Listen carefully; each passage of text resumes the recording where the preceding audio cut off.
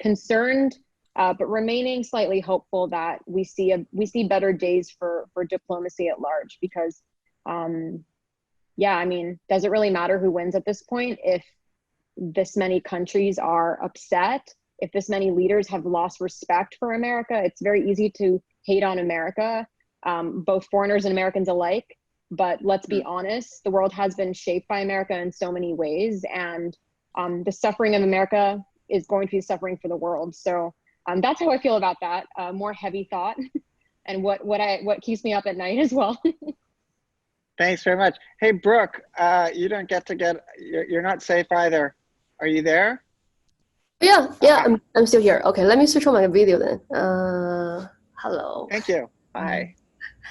Yes. Yeah. I watched a bit of the morning's debate recap. I also switched it on at office, so the whole bunch of colleagues were listening to it because I forced them to. And some of them didn't really care about American politics for that matter. But when I asked them what they think, and they were like, "Oh yeah, Trump is definitely eating Biden alive here." So that is the impression that people get even when they have no political context. I kind of felt the same way. I think that has been already said by Mark yourself. However, I also wonder, when I was watching it, I was wondering if the political debate, the presidential debate here was actually is maybe not to try to strategize with reasoning or rationality. In the case that Trump is playing very well, that he knows that, yeah, I don't have to be rational. I can fake numbers as long as I can just turn on numbers on the spot. I can just overpower this old guy, and I know I will just impress my audience. Maybe that was his strategy altogether.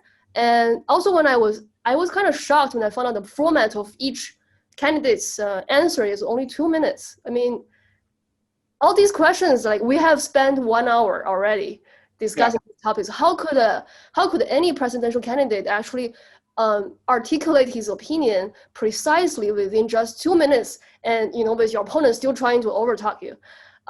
So this format is a bit puzzling to me. Why 2 minutes? Yeah. And also, given that format, does it mean that the whole debate is not about a rational reasoning?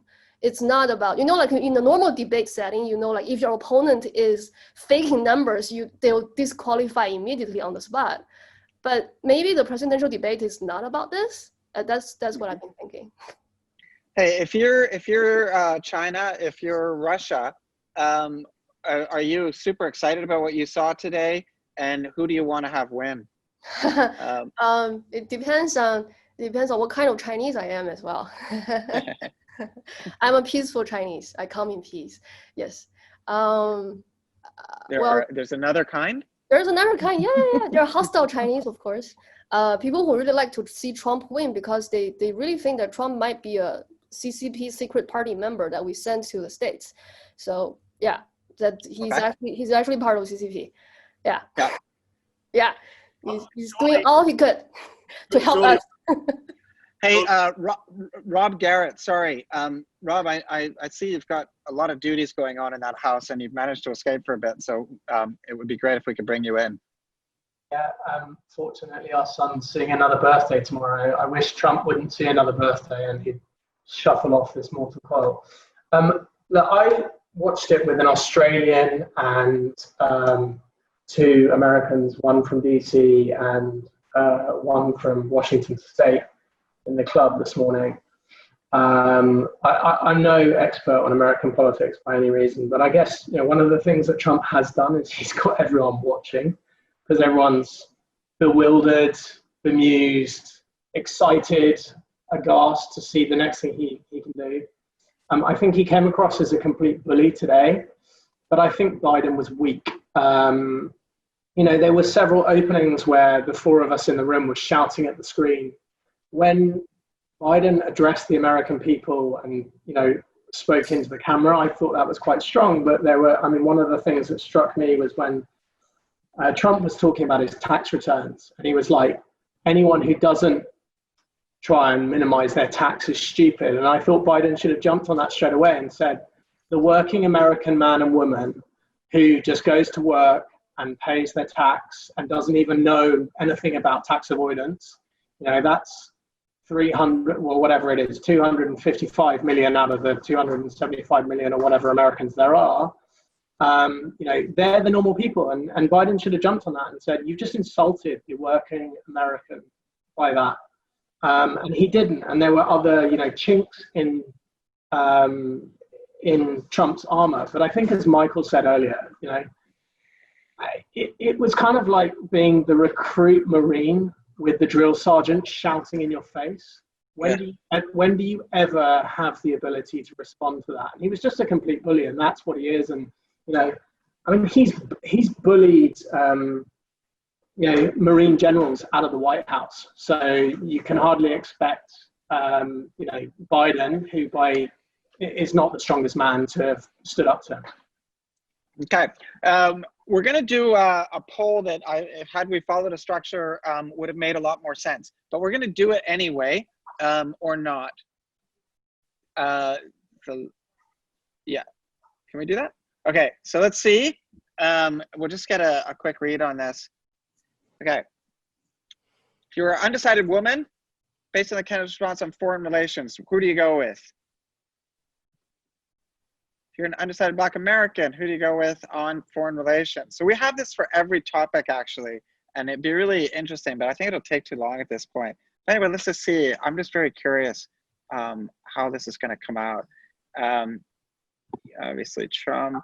And so you can see, we did this for each issue, and let's just see what happens here. Third option is that it doesn't change your opinion at all. Well, exactly. Well, let's assume we had to go in and vote on this. Forced voting. It doesn't. Yeah. We have that in Australia, right? Isn't it? It happens in Singapore. In Singapore as well, you have to vote. Get a postal ballot. Yeah, you get in trouble. Jean Lau, are you still here? No. No. What's that? Look at the chat. Oh, Mishti, you're very funny. Mishti, are you voting for a third candidate? 100%. Always have to root for the outlier, right? Okay, so you're in Kanye's camp. I will not be quoted on that. Okay, Daniel, I don't know if you were watching Fox News. Do you want to put the results up? But they had someone saying, I think it was on Fox. They said, "Oh, I'm receiving texts from people who work in the circus, and they're insulted that people, because we're actually very safe and risk averse, and that people are comparing this to a circus. We take that as, we take issue with that." I mean, I'm sure the clowns were very offended as well. Yeah, exactly. What Garrett was saying about the drill sergeant, I think it was on the 528 podcast when someone was asking about, what debate prep you think Trump's doing, and the answer was, well, you might as well just play an air horn. Sorry, you think Biden's doing? So Biden's debate prep might have just been like, just have an air horn beside you and just like going wah, because you just need to be able to overcome that. And if that's what Biden's debate prep obviously should have been, is just overcoming a noisemaker. Yeah, okay, so the results here are very conclusive, except when we get down to manufacture. I fact checked some of this stuff. I mean, I was following the New York Times fact checking, and on the manufacturing job side, Biden really missed an opportunity, because net, there has been, I think 400,000 jobs have been lost in manufacturing over the 4 years, but coming out of COVID, 200,000 jobs have been created. So Trump was playing that 200,000, but net, he's actually at a huge loss. So, and Biden didn't even address it. And it's just like, it's so frustrating, right? When it's all sitting there, I think, as you said, on a platter, and no one stepped up to the plate to mix my metaphors. Okay. We won't go through every point, but I think it's kind of interesting. My next question to all of you is, how do you see the next? There's a town hall coming up, and then another debate, and then the vice presidential debate. And what I'm wondering is, do people think that there's a strategy out there? Is something going to shift? Like the overriding conclusion today seems that nothing shifted. No one won, no one lost any voters. And undecideds don't know are no better informed than they were before. Steve Okun, why don't you kick us off? What are we going to learn in the next two debates and town hall? Well, I mean, look, I don't think we're going to learn anything. I think the interesting questions, are we even going to have them? I think the Biden campaign, I presume, is going to do a lot of focus groups with all of those kind of undecided voters and swing voters that Mark put in that last questions we had, and ask them, if Biden comes out and says, I did my debate, he didn't follow the rules, he is a bully, I'm going to talk directly to you, I'll talk directly to you and take questions from you for 2 or 3 times, but I'm not going to give him this platform. I'm not going to give him the opportunity to further damage the country, especially when it comes to talking about the election integrity. I mean, I'm actually 50-50 as to whether or not we're going to have these 2 debates, because as everybody has depressingly pointed out, there's nothing you can do. You can't debate him, so why bother? Okay, does somebody want to respond to that and say what a bad idea that would be? Good moderating, Mark. Michael. I think it might come down. I mean, I think they should have at least the VP debate. I mean, what if in this election, it's really this VP debate is where, there is some semblance of civility, and people will listen and hear some real things during the VP debate. So I agree with that. Yeah. So I think we might stand to be more informed. Is that what you're saying, Andrew? Yeah. Someone else? Do we not comment? think John? that the importance of the vice presidents, or especially Biden's vice president, as he will be 81 if he wins the election at the next election, and surely he won't stand again, and surely Kamala Harris would be a shoo-in to be the contender.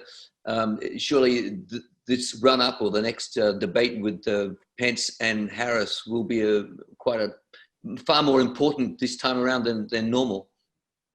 Okay. And Rob, go for it.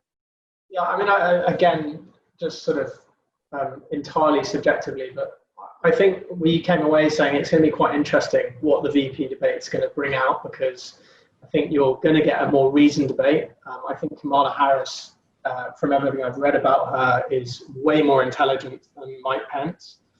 But Biden's thrust himself into a slightly dangerous hole by saying, I am the Democrat Party, because part of his ticket is he has got Kamala Harris on the ticket, and that's a black African American woman on the ticket. It's the first time.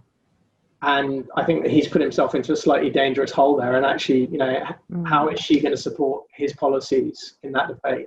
But I think it will happen. I don't necessarily agree with Steve. I think they'll follow due process.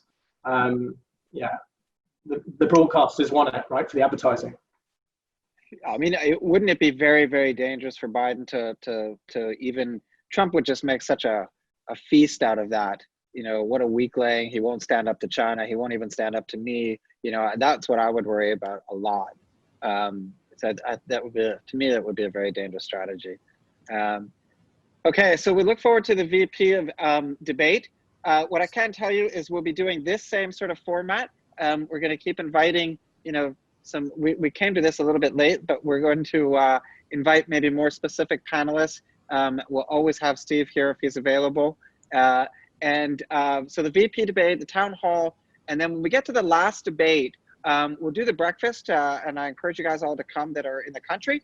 But we probably won't do a talk that night. I think we're going to do it on the Monday night before we go into the election. And of course, we'll do something immediately after the election. So for those of you who don't know, we did a live screening of the debates here this morning, and we did tables of 5, and we'll be doing that for the subsequent ones. If you want, just keep an eye out and book a table. It's really fun to have people in here all going ooh and ah like we were watching a big fight on the screen. So anyway, thank you all very much for joining. I'm trying to look for someone who we can pick on for closing words. So I'm going to pick on Janine because it's just so exciting to see you. and also J Lo left the conversation. I normally ask her to summarize, but Janine, you're there. You're on the ground. God, we hope we get the right president. But anyway, close it off for us. I mean, I hope so. I don't want to, leave on a bad note, but I hope it gets turned around. I have a really terrible feeling that unfortunately the country is in favor of Trump because he has a lot of supporters. To Steve's point about, 50-50 on the next debate, if they can mute his mic or change the format of the debate, that would be helpful. Otherwise, I don't think that we need to see a debate. If I don't think Biden should give him that platform. I would like to see the vice president's debate. Yeah, I hope for the best. It's an awkward place to be right now in DC. Cool. Thanks, Steve. There was something I wanted to ask you lastly, which was why wasn't more made out of the announcement on the taxes, or do you think enough was said? Is it going to have a big effect on the outcome of the election? I mean, I think it was somebody's comment who said, why didn't you hit Trump and say, well, the working man pays more than, the working person pays more than $750. You don't have to say that. He did actually say it. I don't know if you caught it. He said than a teacher. You paid less tax than a teacher does. Yep, and then moved on. But that is who Trump is, and this is where Biden gets into his messaging, whether you like it or not. I mean, his messaging is Scranton versus Wall Street, right? Or Scranton versus Park Avenue. And that's what he tries to come back to on his messaging. Joe Biden's not the greatest at this, but he does have that thematic, and taxes fits right into that. And so, and Biden also came out with the, defend him a bit. He said you've made 300 billion. There's 300 billionaires, and you're going to give them each another 300 million, I think it was, as a result of your tax cuts that you want going forward. So it all tied into that, but it was just such a hot mess that he couldn't get that messaging through clearly. And he's got to either figure out, if I go forward with these debates, how do I do a better job? As somebody described, somebody like blowing a bullhorn in your head the whole time. Yeah. Can I add one small Please, thing? Michael. Yeah. Yeah. My only, this might be a weird concern. My only concern is that if, let's say we mute Donald Trump's microphone so he doesn't get to scream and shout, and Biden has the platform to bring forward his points and he doesn't come forward strong. I mean, that would be killing, right? I mean, now he kind of gets away with it because he's kind of, you're against the bully. So, you kind of feel sad for Biden. But when he has the platform and he doesn't come across really strong, I think it's going to hurt him even more. I would hope that he is going to get a lot better in the next two rounds. Can I ask everybody? Can I ask everybody one question? Because I'd love to get the impression. How would it look? Michael, I'll ask you first. How would it look if the Commission on Presidential Debate said, Mr. President, we don't trust you to follow the rules. We are going to put a mute button on your microphone to enforce the rules that you agreed upon. How bad would that make our country? Wouldn't it make our country look even worse? And would Donald Trump ever accept that? Yeah, it's so funny that we're actually seriously talking about this. I think Trevor Noah put it well this morning on Twitter when he said, I think kindergarten teachers, this shows that kindergarten teachers are underpaid. And I think that was my quote of the day in reading all these Twitters, because yeah, it's insane. It's insane that we're even discussing this. Yeah, it makes it worse. And my Dutch friends are literally saying we're feeling sorry for American friends. I don't know if we have to, but there's really everyone's feeling sorry for their American friends. It's just really sad. It's shocking. Okay, well, on that incredibly sad note, I'm going to thank everybody for joining in. It's kind of like one of those we're all mourning together. But we look forward to the next evening. Thanks all for joining. Hope to see you soon. And wherever you are in the world, stay safe. Thanks a lot. Bye-bye. Crash Act. Bye, Good to see you again, Janine. buddy. Bye, guys. Bye. Bye, Janine. Bye, everyone. Dave. See you guys next Bye. time.